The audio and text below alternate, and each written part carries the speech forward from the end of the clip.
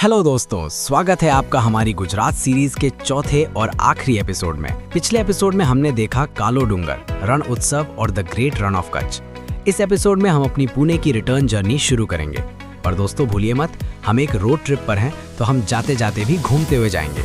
जो भी run of Kutch आता है वो भुज में आयना महल, छतरडी और प्राग महल देखने जरूर जाता है। पर हमने एक अलग रास्ता चुना है। हम जाएंगे द्वारका और 12 ज्योतिर्लिंगों में से 2 नागेश्वर और सोमनाथ। सबसे पहले हम पहुंचे नागेश्वर। सौराष्ट्र में स्थित नागेश्वर मंदिर एक दक्षिण मुखी स्वयंभू शिवलिंग है।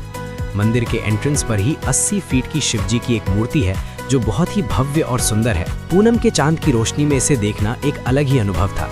नागेश्वर मंदिर का जिक्र शिव पुराण में किया गया है।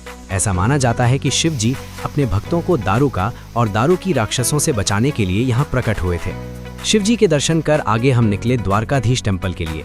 नागेश्वर से द्वारका की दूरी लगभग 25-30 किलोमीटर है। पहुँचते पहुँचते हमें रात के 8 बज चुके थे। हम जब द्वारका पहुँचे तो वहाँ काफ़ी भीड़ और ट्रैफिक था। जैसे तैसे गाड़ी पार्क करके हम मुख्य द्वार पहुँचे। द्वारका मंदिर समुद्र के तट पर है। द्वारका 4 धामों में से एक है और इसका मुख्य मंदिर लगभग 2000 साल पुराना है। मंदिर का ध्वज दिन में 5 बार बदला जाता है, जिस पर सूर्य और चंद्रमा की आकृतियां होती हैं। इसका मतलब है कि जब तक सूरज चांद रहेंगे तब तक द्वारकाधीश का नाम रहेगा। हम लड्डू गोपाल के दर्शन करना चाहते थे, पर भीड़ बहुत ज़्यादा थी और हमारे साथ 2 छोटे बच्चे भी थे, इसलिए हमने बाहर से ही प्रणाम किया और स्टे के लिए निकल पड़े। इस 5 दिनों के सफ़र में पहली बार हमें स्टे मिलने में थोड़ी दिक्कत हुई, इसलिए हमने डिसाइड किया कि हम रात में ही ड्राइव करके सीधे सोमनाथ जाएंगे। खुशकिस्मती से सोमनाथ के पास हमें देर रात एक स्टे मिल गया। अगली सुबह फ्रेश होकर हम गए सोमनाथ शिवलिंग के दर्शन करने। सोमनाथ को 12 ज्योतिर्लिंगों में से पहला ज्योतिर्लिंग माना जाता है।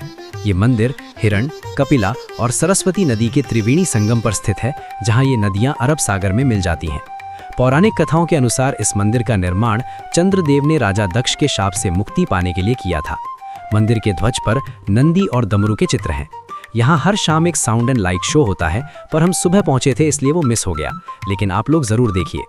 मंदिर का परिसर बहुत ही स्वच्छ और वेल मेंटेन्ड है। भीड़ होने के बावजूद मैनेजमेंट इतना अच्छा था कि सिर्फ आधे घंटे में हमारे दर्शन हो गए। भोलेनाथ के दर्शन के बाद हम गए बीच की तरफ।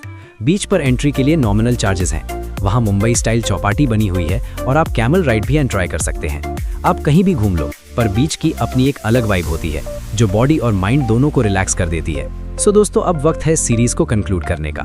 यहाँ से हम जाएंगे सीधे पुणे। हमें अभी 1000 किलोमीटर का रास्ता तय करना है। इसके लिए 2 ऑप्शंस हैं। एक तो आप घोघा से हजीरा तक फेरी ले सकते हैं, जिससे करीब 4 घंटे में रास्ता कट जाता है और काफ़ी डिस्टेंस कम हो जाता है। पर हम फेरी के टाइम तक नहीं पहुंच सकते थे, इसलिए हम रोड से ही गए। टाइम कम होने के कारण हमने वडोदरा के पास स्टे किया और अगले दिन बिना रुके सीधे पुणे पहुंचे। इस एपिसोड में इतना ही। मिलते हैं अगली ट्रिप पर। आई होप आपको हमारी गुजरात सीरीज अच्छी लगी होगी। अगर पसंद आई हो तो लाइक, शेयर और सब्सक्राइब जरूर करें। Thanks for watching bike safari.